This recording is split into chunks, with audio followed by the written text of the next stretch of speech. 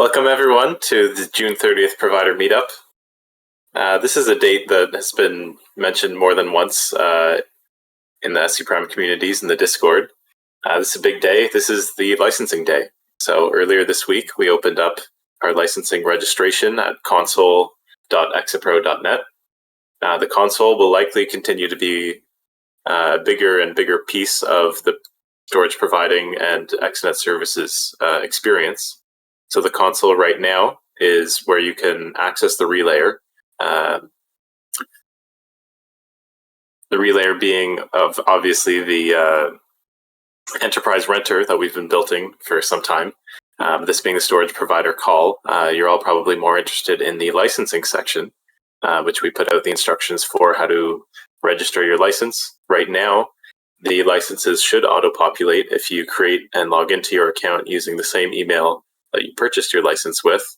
There are still a couple of wrinkles that we're working through of where perhaps the email that you registered with or that you purchased your license with isn't the same that your account is with. There's also the question of transferring licenses.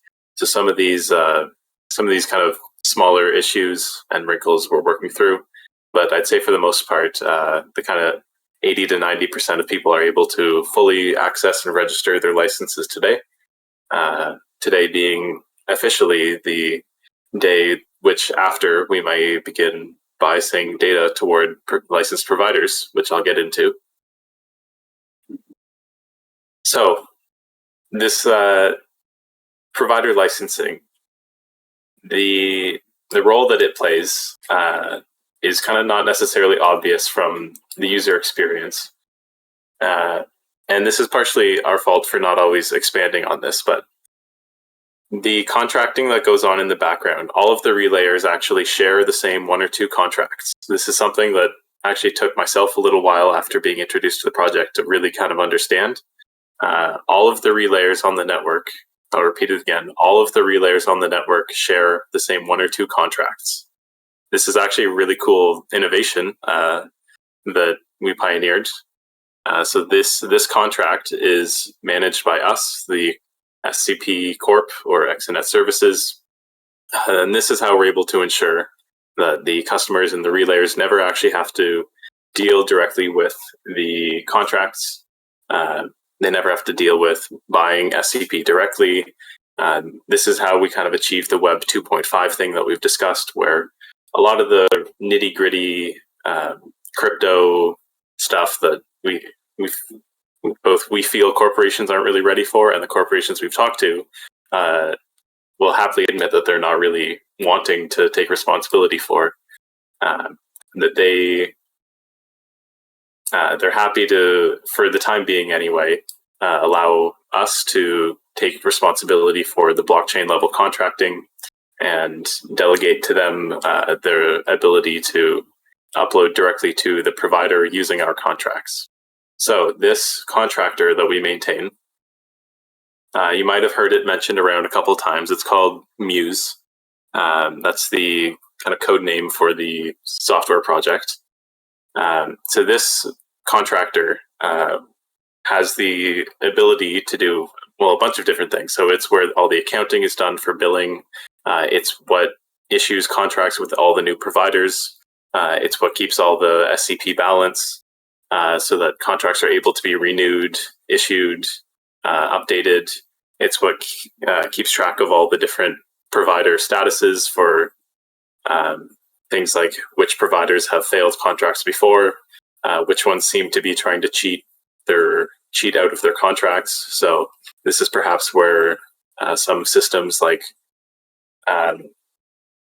putting providers in a timeout, this is where that sort of thing happens. And really, there's a lot going on with this contractor, and that's not going to change. Things are just going to get more sophisticated, and they need to be. And one of the ways that they're becoming more sophisticated over the next coming weeks is that we're going to start moving toward having relayers only upload to the licensed providers. So these keys that you're registering in the console portal, as discussed earlier, these are going to a database that our contractor will begin placing you in preferred sets. So relayers will be putting data toward you. and not toward unlicensed individuals. And I believe before too long, not long after July 30th, so after the 30-day grace period ends, unlicensed providers will no longer have contracts with us at all. So if they have existing contracts, they will be not renewed. So it won't all happen at once, but we will mark those contracts for unlicensed providers as not to be renewed, and they will eventually go away. That eventually meaning not more than 30 days, because that is generally the period for the contracts that we issue. So there's a lot of work kind of largely behind the scenes going on there that our developers have a good handle on. Part of this effort of kind of licensing or putting some of the license providers into sets is kind of related to some of the data heal that we discussed last week.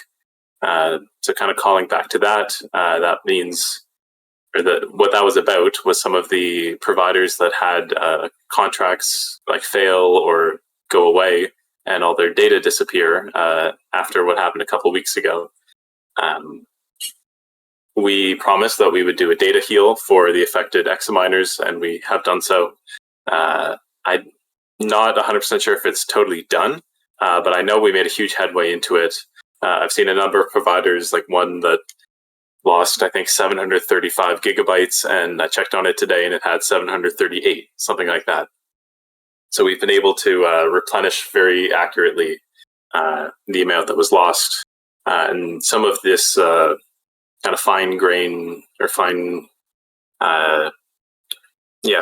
ability to manipulate which or articulate which providers are getting which data and how much. A lot of this is related to some of those systems that we're building and developing and testing in our back end around this contractor.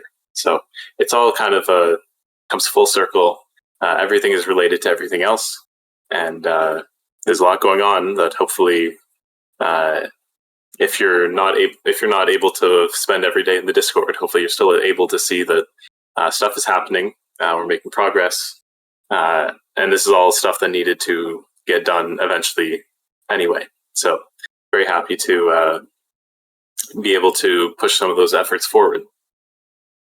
Now, regarding the relayers themselves, so the relayers, the software, actually has been working pretty well for a while at this point. So that is to say, the kind of back-end relayer software that's accepting data from whatever S3 compatible application is providing it the data, then mapping that out to providers on the network, tracking or the ability to know where it placed each data shard and reassemble them to provide you with the file.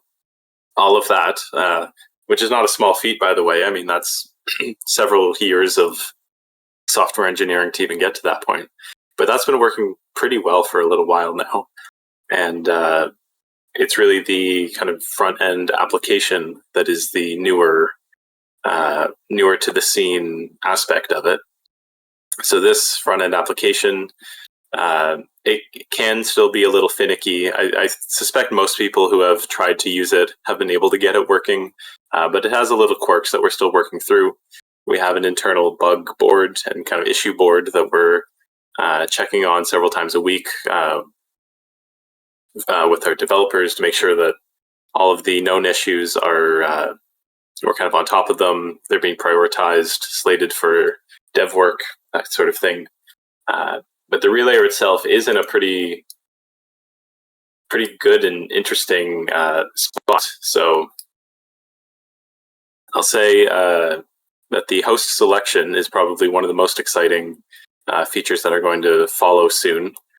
So for those of you who have maybe seen our the NAB demo back in the end of April, that we kind of demoed the ability to select not only which country or countries you would like your data to go to, but also fine-tuned controls like separating examiners from DIY, perhaps, being able to articulate what uptime you would want to only use providers that have that uptime or higher, providers that have been online for at least a certain amount of time, these kind of controls. I'll say what was included in the demo back in April was really more of a proof of concept, as in like we have the ability to do all of these things. This isn't necessarily how it's going to work, and in fact, I'd say it probably won't work exactly like that, because I don't fully expect every customer to sit down and be able to tick off all the countries that they find acceptable to put data to.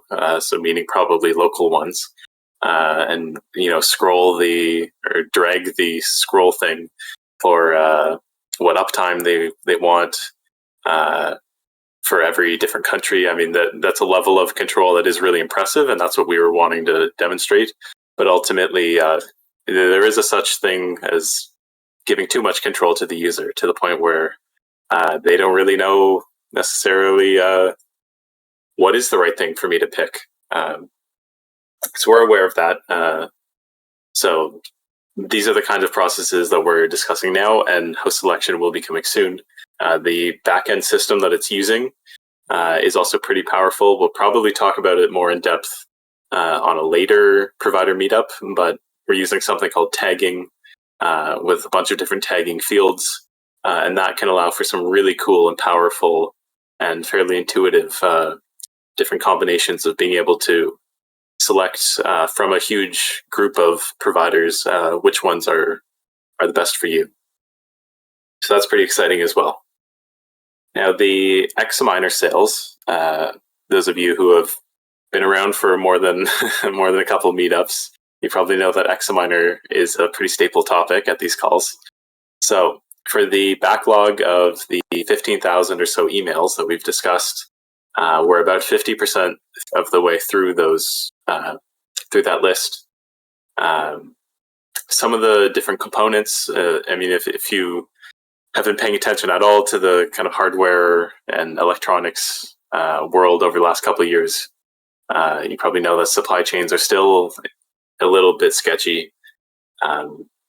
Sometimes components show up at different rates to the integration facility. So right now, some of our chassis, the custom like shells that we place the Examiners into, if you have an Examiner, or you've held one, or you've seen one, you know that they're pretty well built. That was one of the things that stood out to me the most when I took my Examiner out of the box. I felt like I'll be able to pass that on to my grandchildren, and it'll still be in one piece and pretty together. I mean, that thing's built. So those chassis are coming from China around July 12th. That's when the big shipment of those will be getting here, and that's when we'll be able to put out a bunch more Examiners, and then that should cover for the whole month of July as well for our expected sales. So things are progressing there. I'm pretty confident that we won't be in a position again where there will be a significant backlog of orders. I think we've done a pretty good job of pacing the sales emails with our incoming supply, and I think we've estimated our sales pretty well for how many kind of units of different types of components to be bringing in. So Ken, who is absent from last week's call, I'm happy to be able to bring him as a guest onto this week's call. He has a couple things that he would like to discuss. Let me just see if I can find him from our list in the crowd here. I'm sure this is exactly what musicians feel when they look out into the... Oh, there he is. He just walked up on stage. Right next to you. Yeah, I was going to say, looking out into the crowd at a real audience, I'm sure that's exactly what looking at this field of different profile pictures is like. I'm sure there's no difference at all. But happy to have you on. To the Examiner sales, if you've placed an order right up until about 8 or 9 days ago, we were shipping pretty quickly after the orders came through, but we hit the wall on the number of chassis we did have in stock, and so right now, I think there's something there's a couple dozen, I think, orders that are sitting there right now waiting for chassis, and we've kind of because we got focused on licensing, we slowed down the emails anyway because we knew that chassis weren't out there. So if you're waiting and your thing is showing into the shipping area or in processing, it does turn out actually that there is a small batch of chassis that were set aside primarily for RMA and stuff like that. But they're brand new, and we just essentially had set them aside in case. But we're going to press those into service, so those orders will end up going and getting shipping over the next probably 4 to 5 days. The new chassis are supposed to be completed. It takes them about 45 days to bend metal, and they're supposed to be completed on the 12th.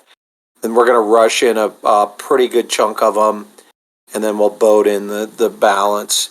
We're bringing in a big order of them, and then ultimately what'll end up happening is the piece that's always been the hardest for us to acquire will be in stock no matter what, and then we'll be able to rush in various other pieces as needed in order to satisfy the demand. I want to segue from that into this other thing because it's based on the same notion.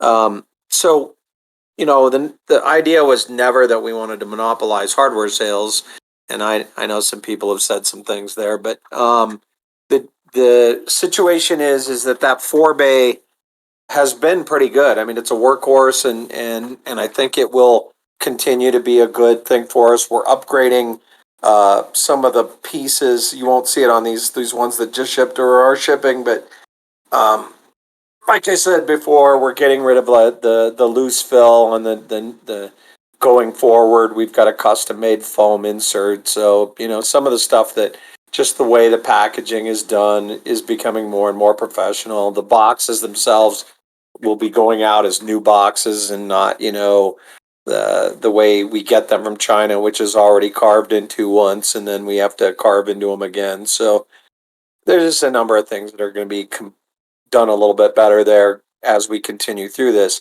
and it'll just keep getting better and better. But same time, we did put out a call to people who want to actually build and sell these things themselves, and we've been taken up by 3 guys. And it's kind of interesting because what's going to end up happening here is the 3 so far have shown up in a channel, and they've all showed me pictures of what they're building, and I'm pretty convinced that they can do it, but building computers at this kind of sort of bespoke computer at reasonable scale has its own wrinkles to it, and you always fall in various holes. So we'll see how it works out. We'll help them obviously along the way, but all 3 of them have been provisionally validated, and then granted a discount for software licenses. Right now, they're getting same thing you guys are getting, basic licenses. At some point in July, we will be forwarding to them the same software for full licensing that we're going to be forwarding to you folks who've purchased it and so forth, so that their configurations can be full examiners if they want them to be. They can ship with just basic license on them if they want. I don't really see much value there, but if that's what they end up doing, that's what they end up doing.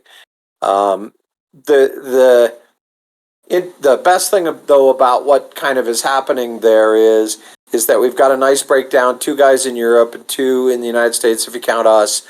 So there will end up being right out of the gate 4 manufacturers building rigs. At first glance, though, they're all building something along a similar form factor. They're all building something similar to an examiner. And what I'm hoping to see happen over the coming year, start getting really creative in terms of what they think the network needs. And I will help guide some of that. We expect this to be a full partnership.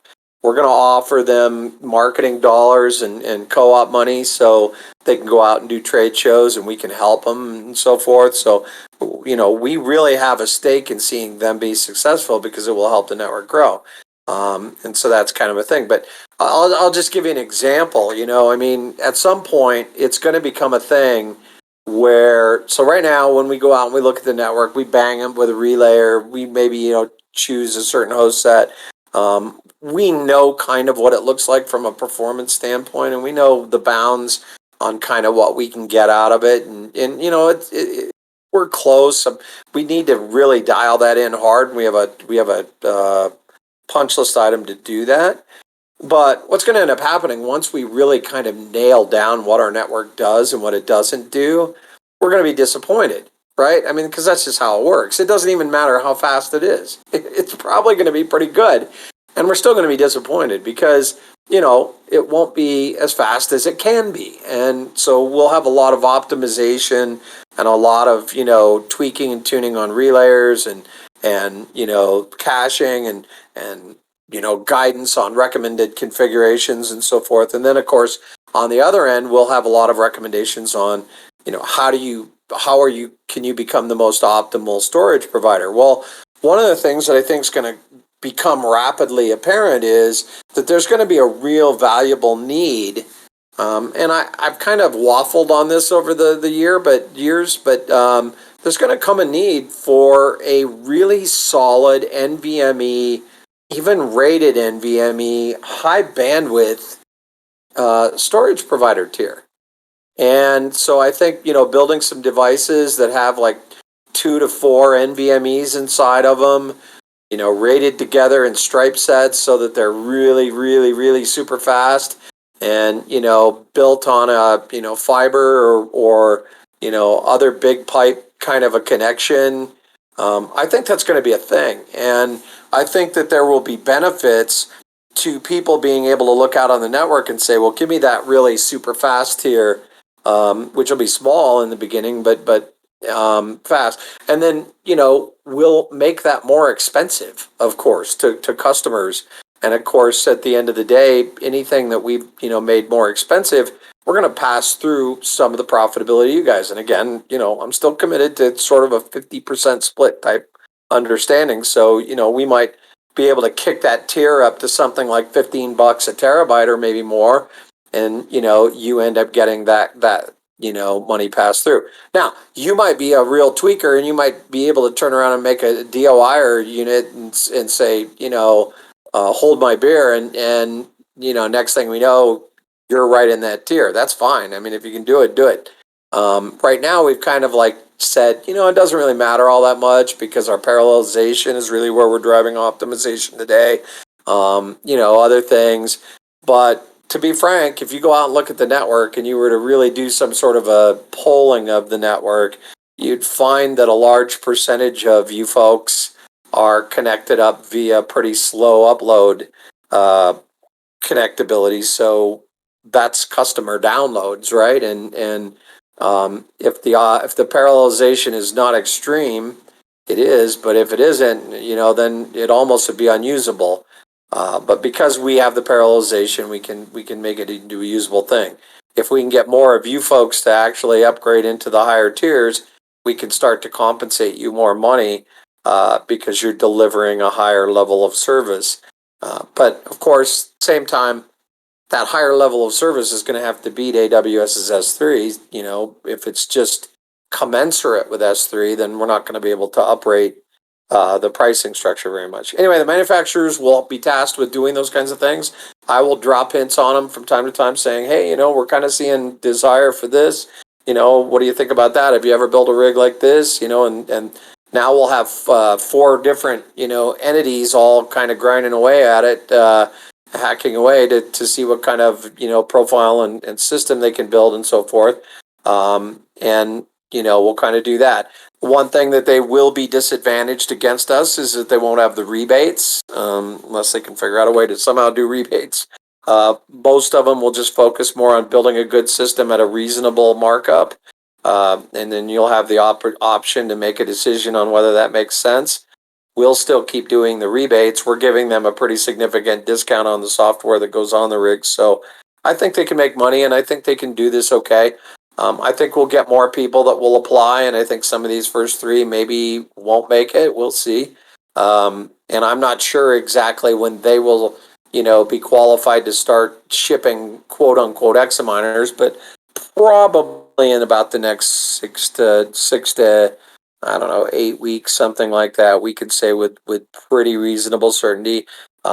Basic software licensed versions probably could start, well, already are started.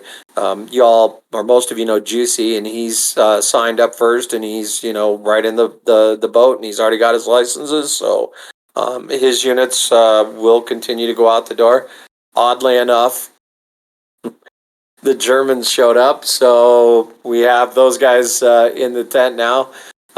We got to talk to them about their branding a little bit, but at the end of the day, they realized it's better to be in the tent pissing out than being outside the tent pissing in. Although maybe it's actually better. I'm not sure. That I'll have to think about what I just said there because I don't know if that's right.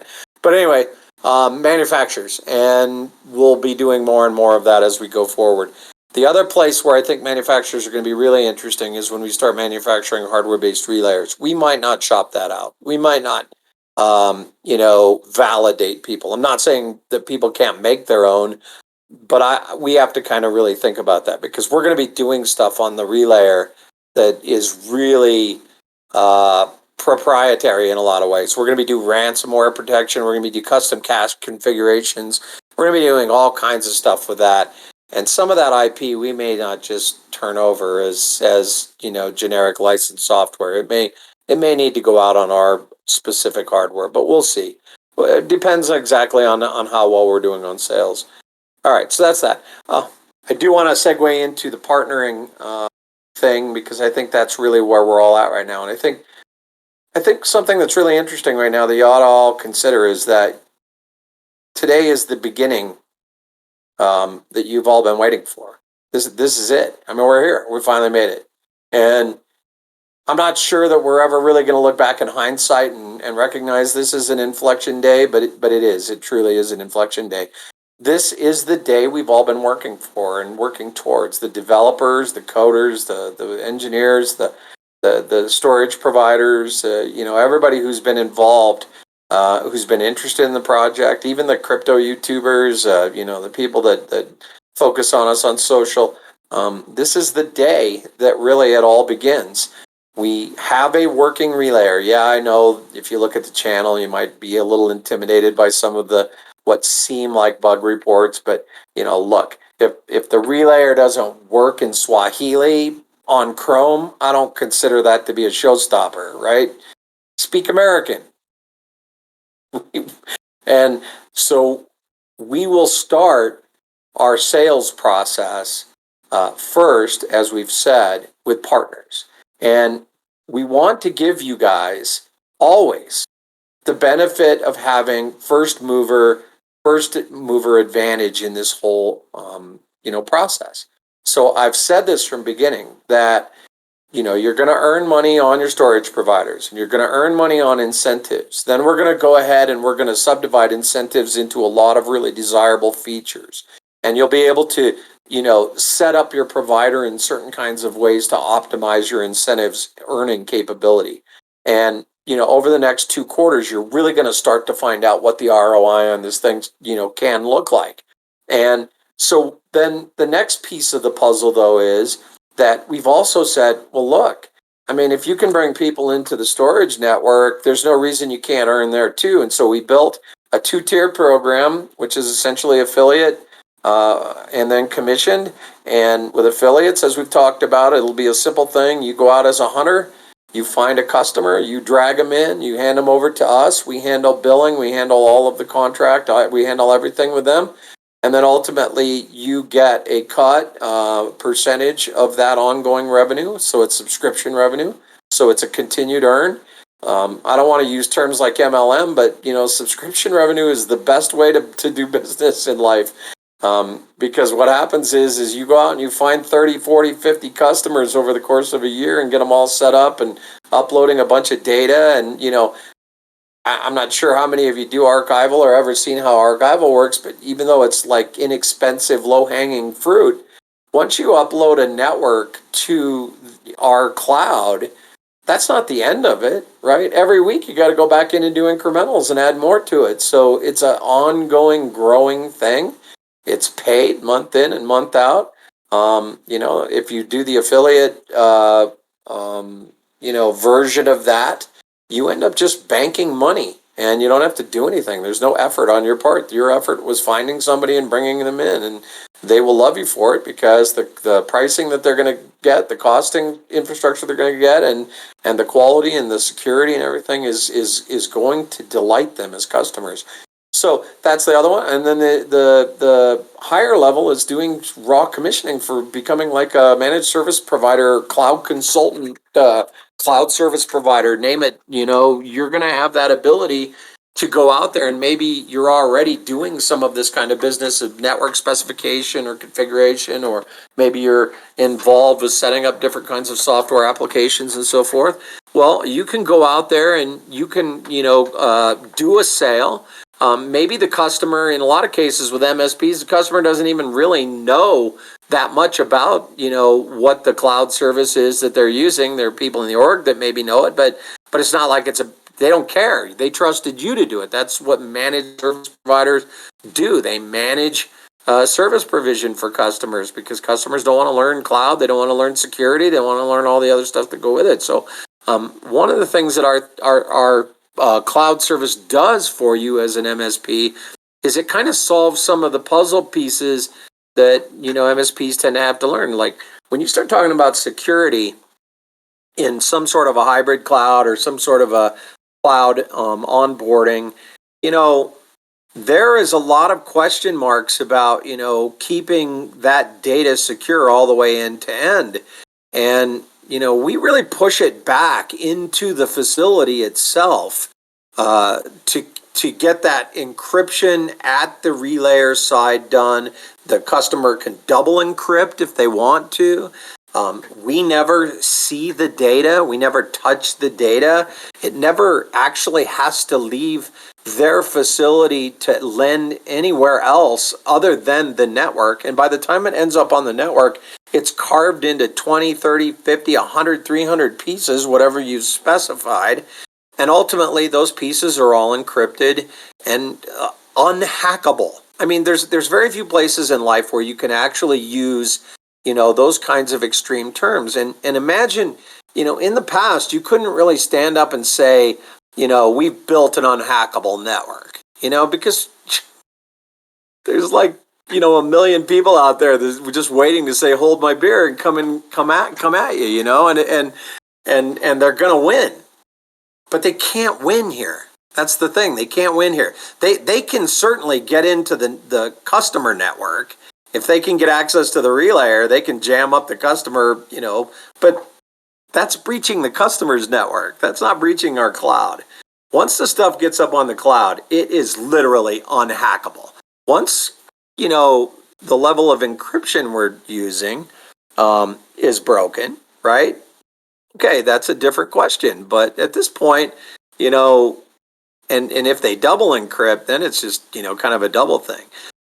So that's a big thing. And so far right now, we haven't been able to touch on our big things, right? We haven't really been able to talk too much about our key features, our headline features, because we've been so focused on just getting you guys stood up and solid and consistent and building the network out. And then, of course, on the back end, building the relayer to make sure that it works and so forth.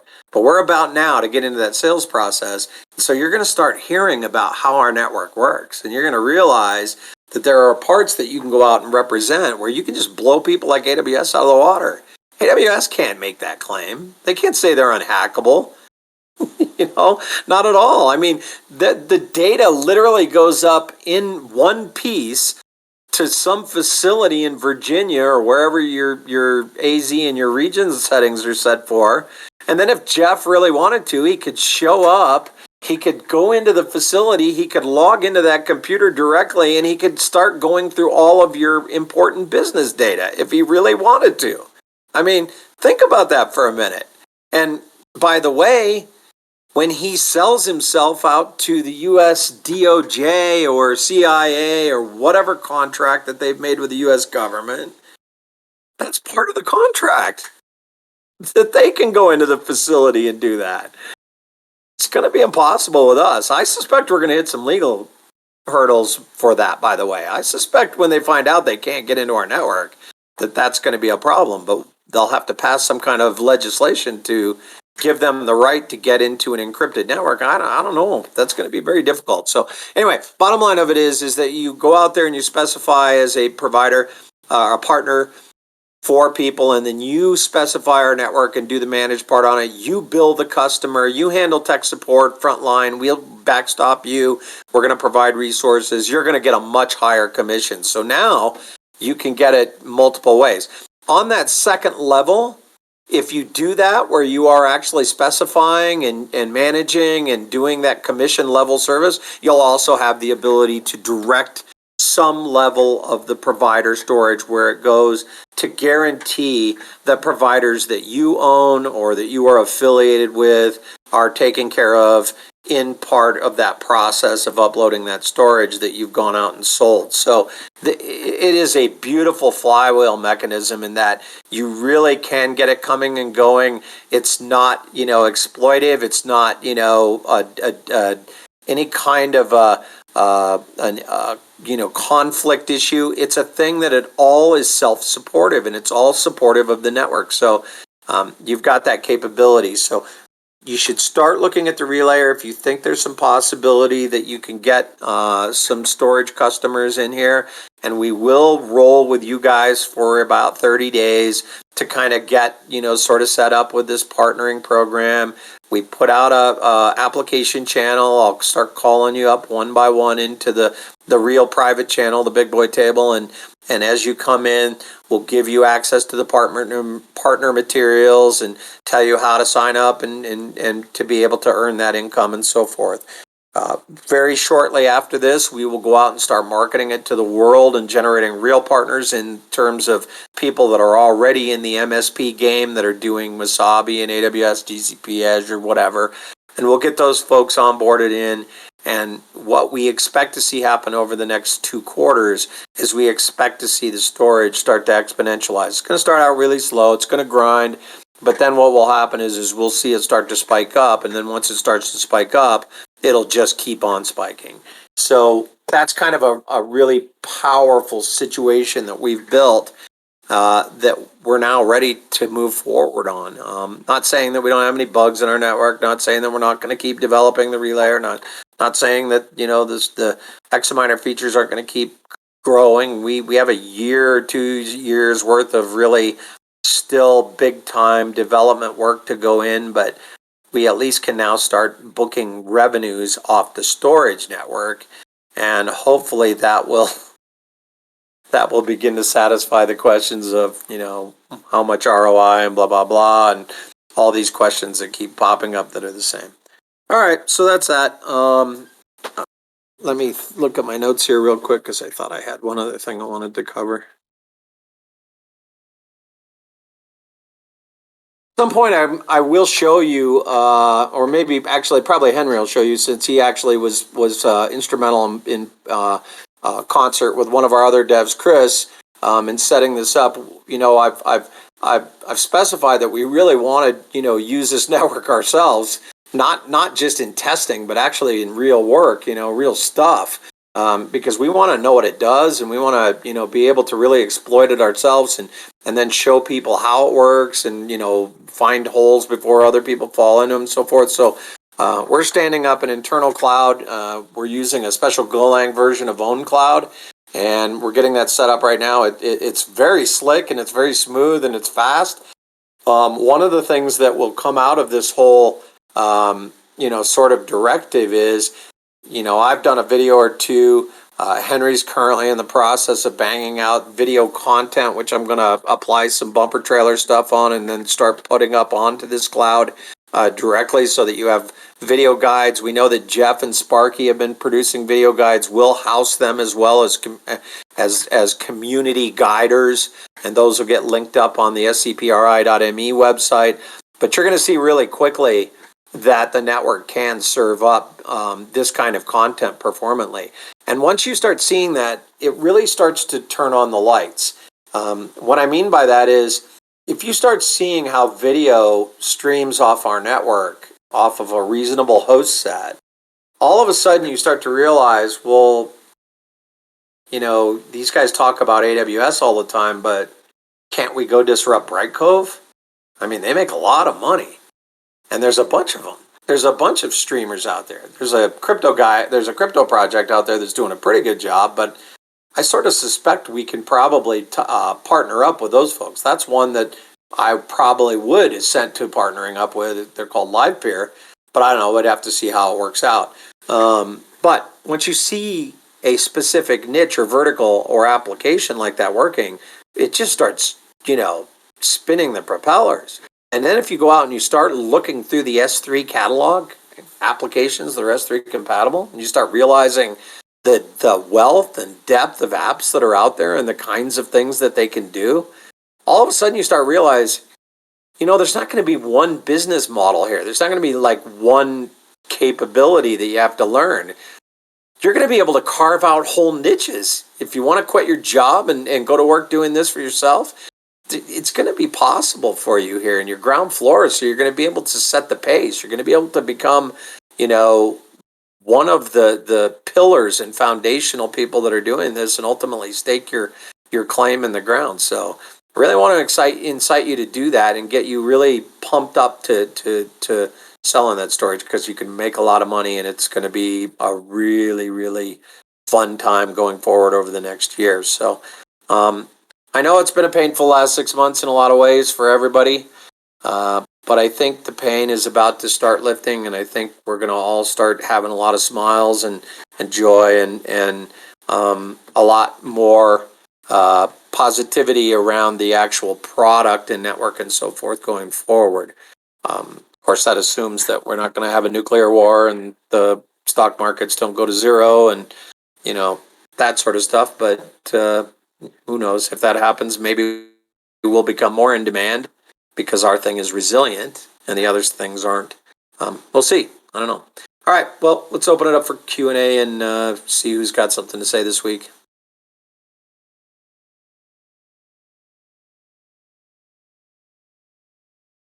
Man, I have a gift for killing a room, don't I?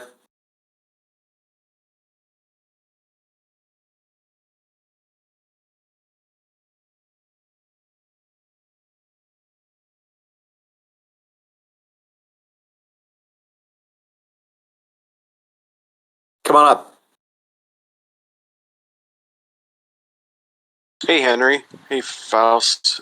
Just had a quick question just about the extra license, because I have an Examiner, and I have an just question about the extra license that's going to come with that. How do I access the license? Because I also have a DIY, and I'd just like to apply that extra license to my DIY. Well, our thing was that we were happy to provide a little extra value to the Examiner customers because we love them so much, and we were always looking for ways to sort of provide a little extra reward there. And one of those was this license. But look, you got to think about what we're doing here. We're giving away a license that we're also selling in our store, and because the crypto markets have melted down, I know a whole bunch of you people are in hawk because you got money from your grandfather to go ahead and buy SHIB, and SHIB is now down in the dirt, and now you've got to pay some of that money back. So the minute I start making those Examiner free licenses available, there's going to be just a ton load of them out there for sale at $32. And you know what? No. Sure. That makes sense. We have to wait until we get past this June 30th here and get as much of the network licensed up as we can. And now what I just said, by the way, is I just gave permission to all the people who sit back and wait, and wait.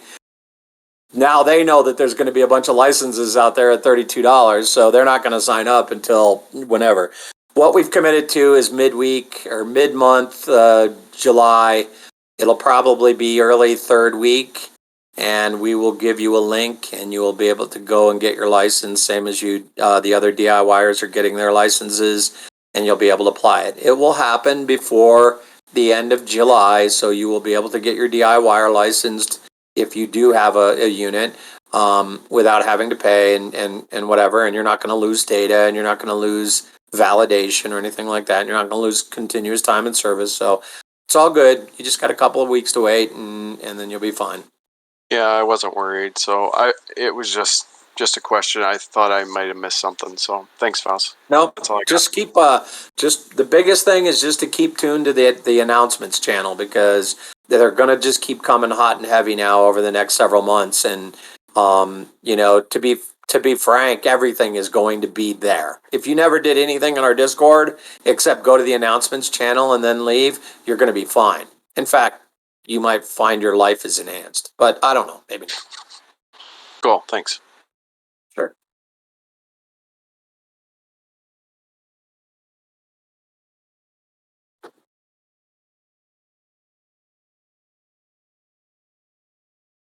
Got on mute. Oh, sorry. Can you hear me now? Yes, we can. Perfect. So I actually literally just got my email to purchase my Examiner, and I remember you talking about some type of surcharge processing fee if you were to pay, I believe it was credit card versus PayPal. Is there a fee applied to both methods, and is it the same rate? Because I know you said there was a discount for crypto, but I was just trying to read through the terms and couldn't find that section breakout of the difference for the total amount. We didn't implement that. The whole notion there is PayPal is just usurious in the way they do business, and they just take a ton of money off the top. But at the end of the day, I just decided, you know what, let's just let it run and let it go. The one thing that's happening anyway is, when you start doing international credit card processing on pieces of equipment that you don't have control of the minute they leave the border,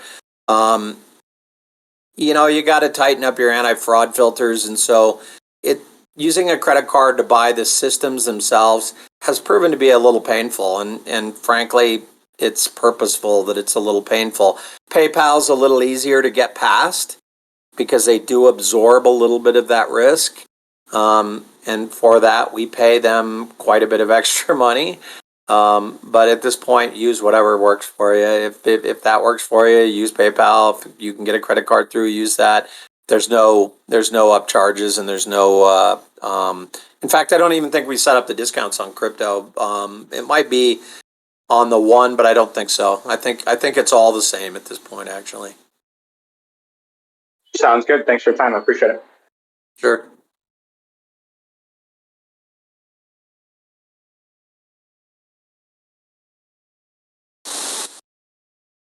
So, hi, good evening. Hi. In the beginning of the meetup, you said something about the provider performance, both the connection and the underlying storage. So, the NVMe RAID example that you mentioned. Do you expect to measure the differences in storage provided within a single provider instance? Let me tell you what made Jeff Bezos so successful. He started out with a understanding from day one that you measure everything. You measure everything. And as an organization, this has been something that I've had a very hot and cold ability to sort of incentivize and energize the team to do, because it's difficult work and it's exacting work, and it's not always easy to understand the best strategies and even getting the right tools in place. But measure everything has to become our mantra, and we have to get a lot better at it than we are right now. And one of the things that I am super, super excited and stoked about over the next 6 months is to really understand what this living organism of our network, what exactly it's capable of and what it's not. Because I know that we haven't even scratched the surface yet of understanding this. I think in some cases, people will look at the network and it's just, it's just a bunch of computers hooked together, and ought to go about as fast as the interconnects will let it, that's not it at all. I mean, we're talking about finding milliseconds of latency benefits that we can wring out, that our parallelization will then optimize and exponentialize. So yes, we do expect to provide a lot more back to you in terms of metrics and telemetrics and performance, and I guarantee it, one way or the other, we are going to deliver that kind of measurement across our platform. But do you also expect to, say I have two storage folders within a single provider, one being slow old disk and one being NVMe high speed? Do you expect that you can award the slower storage within the same provider with a different price per terabyte than the faster folder in the same provider? Or do you think, well, it's better to, say, set up two providers, one high speed and one lower speed? Or what's your vision about that? Well, what I'd say is it's up to you whether you want to run multiple rigs or not in order to optimize on your end. But I will answer your question affirmatively, absolutely, on the first question, because one of the things that we are doing right now, we're in the process of testing the first leg of it, and we have another leg already road mapped out that will come up in the next several weeks, is that we are changing the way SPD works right now so that instead of it just looking out at all the storage folders that you've set up and then just randomly assigning data to segments, what we're actually going to be doing literally within the next week is we're going to start sending all the data to one drive. And then when that drive's filled up, then to the next drive and so forth. But in a couple of weeks, when we do the second leg of this update, there will be the ability for you to specify and decide where storage is going to go. And every folder will have a storage contract, right? So it could be the situation where we look at contract A, which is running against Platter, and we look at contract B and it's running against, rated NVMe, and we see a clear difference in performance and latency and downloads from your, two separate storage folders on your rig. And we turn around and we find a way to incentivize you, which is the easy way to do it, with extra money for the one over the other. This is exactly why you measure everything, right? This is exactly why you do it, because you want to be able to charge customers more. And look, people aren't going to go out and rush to put up a bunch of NVMe rated systems, but there's definitely potential for people like yourself to go ahead and pop in a 2 terabyte drive into a rig you already got. And if maybe it's capable, maybe put two of them in there and stripe them. And then who knows, pretty soon you're starting to say, hey, this is working out pretty good. And I'm making, a couple more SCP per month on, per terabyte on it for this. So I think I'm going to go ahead and stand one of these up just separate. So this whole measurement thing and specifically to latencies and download performance is going to become a very, very, very big, almost a religious thing with us internally. So, and you know how we are about religion. Okay, well, very good. Bring it on then. Cool. Thanks. Uh-oh. Here comes Nicky. How you doing? Hi, good night. Do you hear me? Yeah. Still daytime here, by the way, though. Sun is middle of the sky. Here is late night. Okay. So I have two questions. First one, will there be some kind of additional security, like for example, two-factor authentication for the license portal, the website? And the other one, will there be freezing of the incentives, and when eventually? I'll let Henry take the first one and I'll take the second one. Oh, he went to make sandwiches. Oh, no, there he is. Okay. I was looking up which country the flag was in the profile picture. It's Bulgaria, by the way. But let's hear the first question again. He just wants a two-factor authentication on our portal on console. Okay, that's something I'll have to talk to Cam about. It's possible with Keycloak, I'm almost certain. But yeah, that's something that probably within like a 30-day would be doable. Just got to make the card and slate that for some dev time, and I'm sure it's well documented how to do that. But yeah, that's something that I think makes a lot of sense to do, especially as this is becoming a more kind of business centric type of like the console, the dashboard. It's going to be a place for providers, relayers, billing, I think that makes a lot of sense to be two-factor. And yeah, I think that's definitely something that we can do. In fact, I just got a message from our IT guy saying we can do that. So yeah, thanks for bringing that up. It's quite likely that we'll actually make it mandatory at some point. We're dealing with money. You're going to have multiple provider instances all under one roof. There's a liability there. There's a network protection component there. It's almost certain we're going to make it mandatory. So yeah, Keycloak can definitely handle it. And I think right now the big goal is to get everybody, connected up first, and then we'll start kind of pushing everybody into the higher security platform and so forth. What was the second question again? For the incentives. Yeah. Okay. I don't know. I'm gonna make a call. I actually pulled it up today, and I was gonna make a call earlier, and I didn't. Let me pull up my notes here to see what I had said, because I'm literally gonna make a decision right here while we're in this call. Assuming I can find our website. All right, everyone start banging on your desks for a drum roll.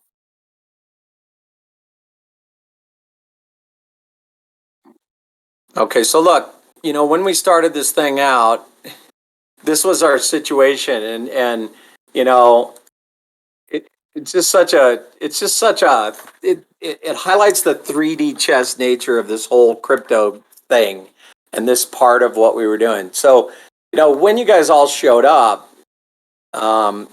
in January, by the time we got to January, our coin price had gotten as high as $3, right? And $3, we were giving away 125 SCP per terabyte per month. So, yeah, I mean, of course the YouTubers were talking about Lambos. And had the coin price kept going up, and I don't know if you followed this at all, but the coin price was supposed to go up. I mean, it was going up organically all through the fall and late part of the year. And had it just kept doing what it was doing, we would be fine right now. We'd be in great shape. But then some dude showed up, and I'm serious, this one individual showed up and decided to put $750,000 into our coin and just bought those last several weekly candles all the way up to the top. So, at that point, the incentives were just, insane. You were making like crazy money. And that's why those clickbaity $5,000 a month things were not inaccurate. They were pretty accurate. But then what happened is that everybody just started selling off the coin, thinking it was Dodge or whatever. I don't know what they're thinking. And then the guy that put in $750,000, I guess, got a margin call somewhere else on some other bet he was making or something. I don't know. He never talked to me. Decided right at the bottom that he had to liquidate everything he had, and he sold 800,000 coins at a really upside down price and lost all that money. So by that time, the coin price was down to 30 or 40 cents. And that was May, and so the incentives had dropped to 85. Well, here we are in June, July, and we're now down to 65 SCP per terabyte per month, and the coin price is something like 21 cents, and it looks like it's going to be 5 cents tomorrow because 3 or 4 of you guys just can't keep your hand off the red button. I mean, you should just put a piece of black electrical tape over the red button on your exchanges, because selling down here is stupid. It's just fucking stupid. I don't even know why you're doing it, but at the end of the day, yeah, we'll freeze it right here. We'll freeze it at 75 for right now through the end of the year, and I'll just wipe out the other 6 months and show them as 75 going forward. Unfortunately for me, what's going to happen is the coin price is about to go back up to $3 again, and when it does, I'm going to be scratching my head, and of course some guy's going to show up with some crazy clickbaity YouTube, and we're going to get 10,000 more community members that I can make fun of. So it's all great. It's all wonderful. We'll freeze the incentives at 75. Do you hear that, Rhinus? I know that you did. So there we go. What else? Looks like we don't have any more questions. Do you have more questions? No, that was my 2 questions, and good answer. No, both of the questions. I'm happy. Thank you. This is the funnest fucking place to hang out online, isn't it? Yes. Cool. And but this is my first time. As I said earlier in the Discord, I've listened to all the previous events, at least from November until today. I started then, but my first time joining with question. Well, that's good. We appreciate you being here. Just Thank for you. my own edification and mortification, probably. Everybody who thinks this is the funnest fucking time you can have online, raise your hand. I won't call you to the stage. Just raise your hands. If I only get 3 hands raised, I'm just gonna quit. I'll just go to work for storage. Now I'm gonna start calling them all to the stage, and then they'll all be like psyched. All right, guys, really appreciate it. This is it. This is what we've all been waiting for. So buckle up, lace them up, and let's go to work.